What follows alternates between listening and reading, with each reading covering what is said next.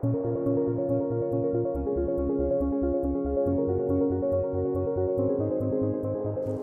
coming to a very important part of this forum, and that is acknowledging some students.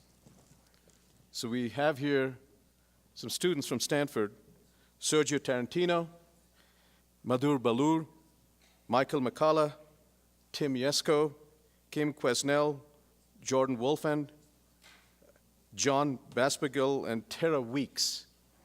And these are the ones who created those videos that you saw during this whole meeting. And that was the first time that we actually tried that. And we want to thank you. You were the guinea pigs. Thank you for doing that. But this is a message to all the students out here that this has worked out. And so next year, we would like to get the students from all over the United States, as well as Canada and Mexico, to send in 2-minute videos of what you do. Make it interesting. Only 2 minutes, not more than that. So thank you very much. Let's give them a big round of applause.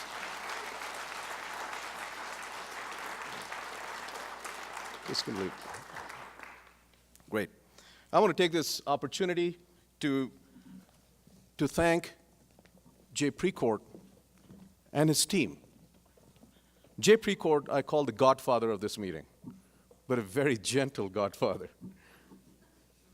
And I want to thank his team, in particular, Sharon Bishop, Carl Colby, who you saw all throughout, Larry Colden, Gina Bueller, and many, many other people behind the scenes, the audiovisual people out in the lobby who have been helping out here. Without them, it would have been very difficult to have this meeting, impossible. I want to thank our Stanford team, in particular Lee Johnson, Mark Zobak, Jim Sweeney, Dan Riker, Stefan Heck, Sally Benson. Both Jay's team and the Stanford team, we have been calling each other on phone calls for the last 6 months, every 2 weeks, every week, with lots of things to discuss, lots of jokes, some heartaches once in a while. But that's how it came together, and I want to thank all of them for this. Now, this last part out here is when normally Secretary Shultz comes and closes with a few comments. And last year, he could not make it, and this year could not make it either.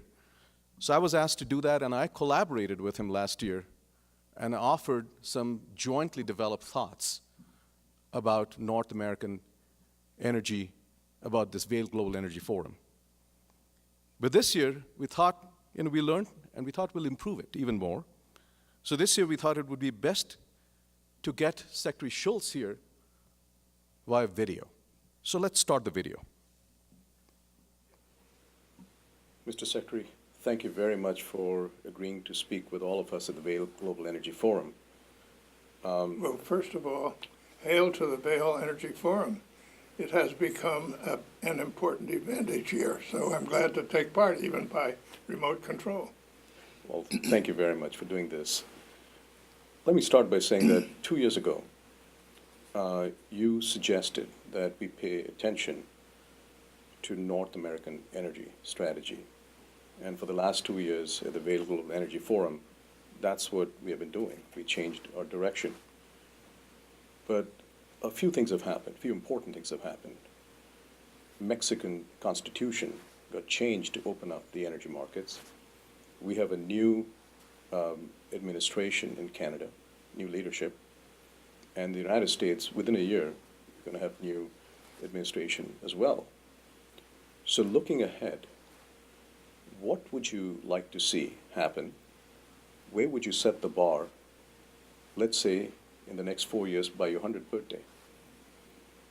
Well, North America has really become a regional entity, and it's recent.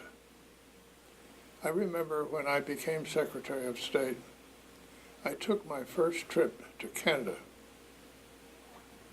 And all the press said, "Why are you going here? There are all kinds of problems all over the world."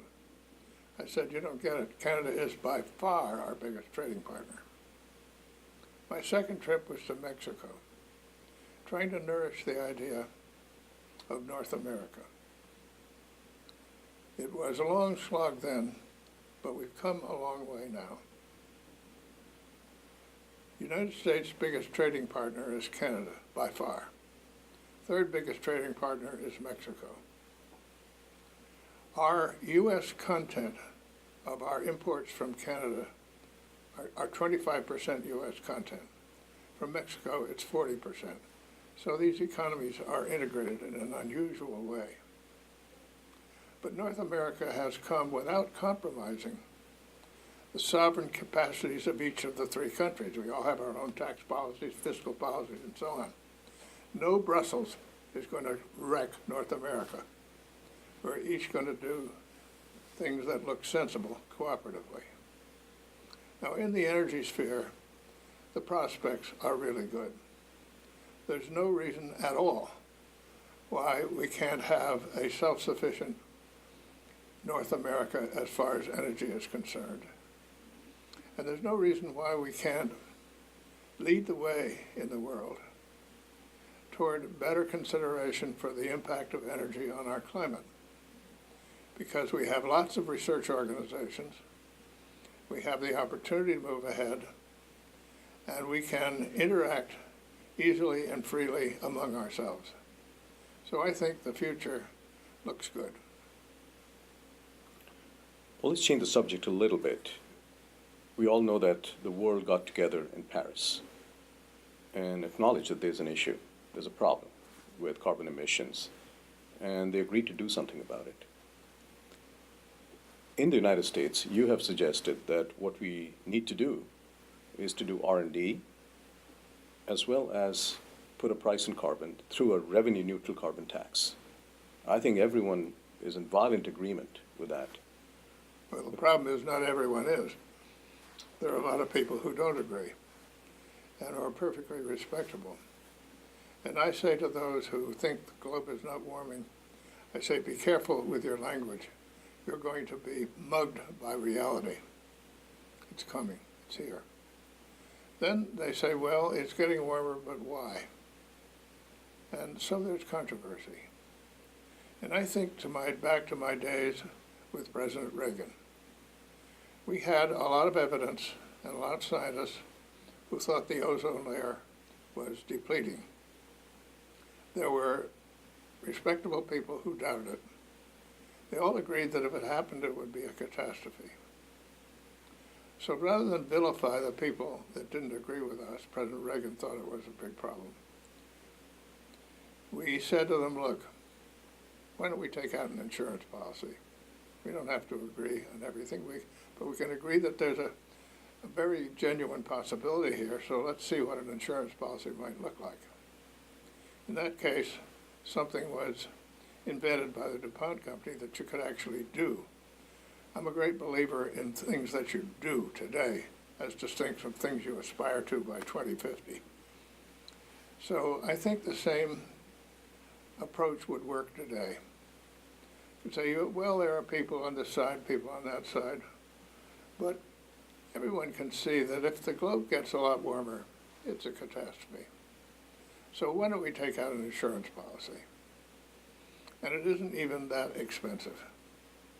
Energy R&D needs sustained, significant support. But the interesting thing about it is, as that has happened here at Stanford, at MIT, where I chair their advisory committee, and I'm sure at other places, when there's a substantial government program, it attracts private money. In the case of Stanford and MIT, I think it's about 3-to-1. So you can get a significant sum to work on energy R&D, and it is paying off already. You can see it. So this needs to be continued strongly. And then I think, let's use the Reagan market-oriented principles here. If you want to figure out what's the best way to do something, put a price out there and let people compete. Instead of having the government tell you, do this, do that, don't do this, don't do that, put a price out there and let's compete. And we do those things, and we will achieve a lot. So there's a new president who will come in a year or so, and there'll be a new Congress. What would you suggest to the president and Congress to get this done? Well, just what I said. I said, that the evidence to me is overwhelming that the climate is changing, getting warmer. And I think it's clear it's being caused by carbon. But there are people who doubt that. So I say, look, if it happens, it's going to be a catastrophe. So let's do everything we can through an insurance policy to make it not happen. And if it turns out that it's not a catastrophe, well, that's good. In the meantime, we will have invented some things that are helpful. For instance, there is now, I think we're pretty close to somebody who's inventing large-scale storage of electricity. That has huge national security benefits because our grid is very vulnerable. And if we can have greater storage, we're better off. So let's push the R&D and let's push the price system as a way of getting things done. Mr. Secretary, you're a big fan of energy efficiency. In fact, you have written a document on that.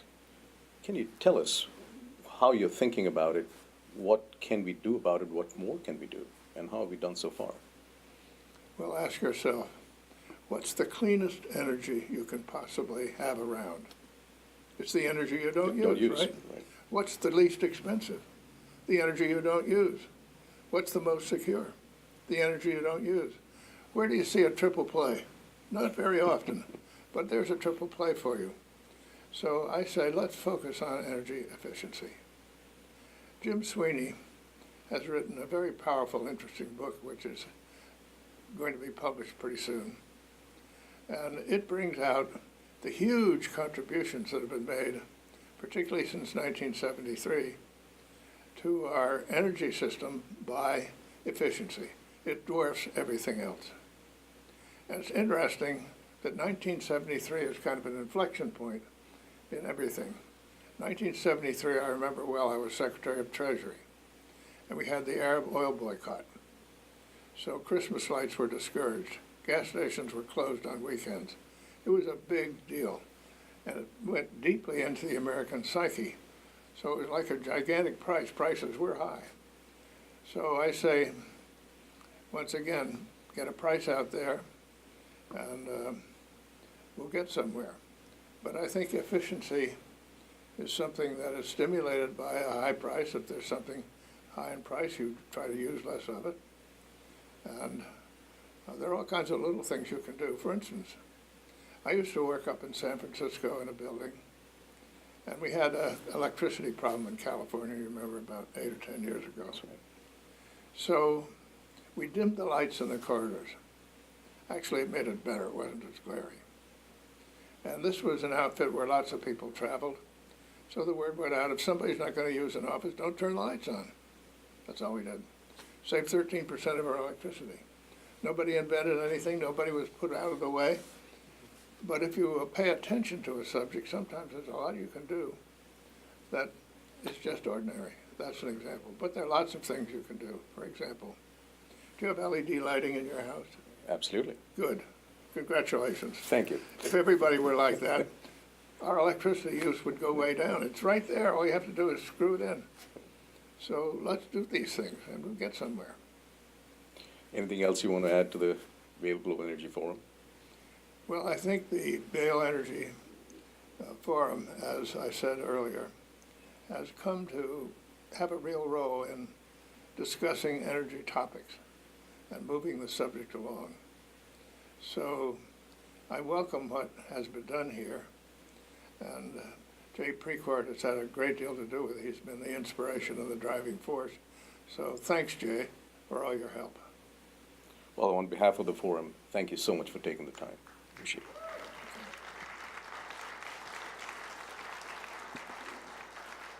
So let me end by just a few comments. When we talk about energy, we must make sure that it revolves around the three securities that we all know: national security, economic security, environmental security. And any choice that we make cannot ignore any one of them because it's not going to be sustainable. In North America, we have the natural resources of both fossil as well as renewable energy. that allows us to address all these securities. We are blessed compared to the rest of the world. We are really blessed. But as Secretary Shultz said, we've also created a system that thrives on what I call the most important natural resource, which is the human ingenuity. It's about people. We talked about innovation out here. Innovation in unconventional oil and gas. That happened by innovation in the United States and North America and Mexico and Canada. And frankly, we talked about unconventional in the electricity side as well, in transportation, as we heard. We are living in the age of unconventional energy. That's what we're in. And for that, we need people. And that's our strength. So let me just end with a few notes. One, by a quote by President Reagan. We lead the world because, unique among other nations, we draw our people, our strength, from every country, from every corner in the world. And by doing so, we continuously renew and enrich our nation. This is truly North American. And this thing resonates with me a lot, as what he also said. While I take inspiration from the past, like most Americans, I live for the future. So looking at the future, let's put our people and resources to some good use. 2019 will be the 25th anniversary of NAFTA, which in my books has been widely successful, and you heard the Secretary talk about that. 2020 will be Secretary Shultz's 100th birthday. And he laid out in very simple words what we need to do, and he even told us how to do that. And our job is to to actually do it, and to give him the best 100th birthday present is to turn this unconventional energy so that people start calling it the conventional energy. And with that, first of all, finally, I want to thank the donors who enabled this to happen. We appreciate that very much. And as a last thing for this meeting, for those of you who are here, I'd like you to take a moment and just stand up, if you don't mind. Just stand up. And let's give our Godfather a big round of applause. Thank you.